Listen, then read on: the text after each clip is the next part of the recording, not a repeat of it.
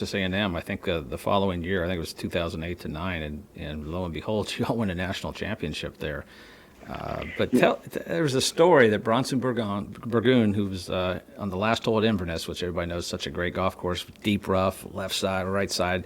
I don't remember which side it was, but 125 yards out of the rough to a green that's the size of a dime. But you were a Yeah. big part of that decision maker, and some say the best shot ever hit in golf. Tell us about that, kind of that whole week, and really kind of that last hole. Well, Bronson obviously is a tremendous hitter of the golf ball. I mean, he really flat out hit it. I mean, he's one of the most impressive guys I've been fortunate enough to be around. And we were in a situation where we were coming down the stretch where he had a big lead and kind of lost it, and he was nervous. Everybody obviously around us was nervous, and the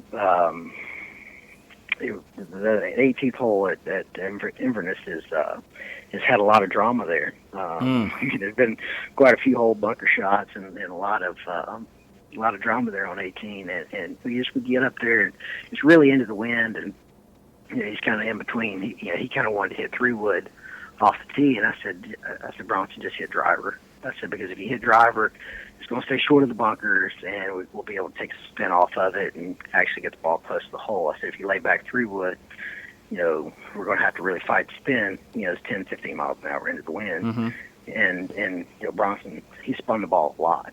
And he finally talked him into it, and he hits driver, and he hits it straight right. And, he's obviously upset, and he's looking at me. He goes, "Is that what you wanted?" I was like, "Absolutely. That's exactly what I wanted." He goes, "What are you talking about?" I said, "Well, Bronson, like the ball's up there right at the bunker." I said, "It's coming out of the rough." I said, "We don't have to worry about the ball spinning back." He goes, "Well, I didn't think of that." I said, "I know you didn't think of that. That's not your job." Right. He goes, let me worry about that. And so I start telling him a story. Actually, tell him a story about Kyle Ellis that I can't probably repeat on this podcast, but it was a funny story about Kyle's sense of humor, and so it got Bronson laughing. Andrew Landry, who's a fantastic player, Yep.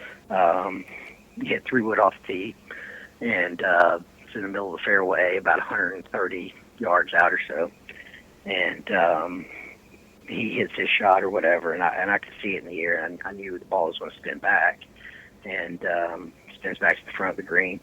And, I'm kind of getting the number while I'm telling Bronson this story or whatever. And he's laughing or whatever. And, it's our turn to hit. And I said, "Bronson, you got 121 hole. You got 125 to the ridge." I said, "It's a perfect 50-degree right at that tree." And he goes, "What?" I said, 125 to the ridge, 121 hole. It's a perfect 50-degree right at that tree. And he had hit the shot before we really even, Mm-hmm. it almost felt like he didn't even take a practice swing. Right. And the ball landed at 124 and spun back to 121 and a quarter inch, and Andrew missed his 40-footer, and we won the national championship. Wow, that's cool.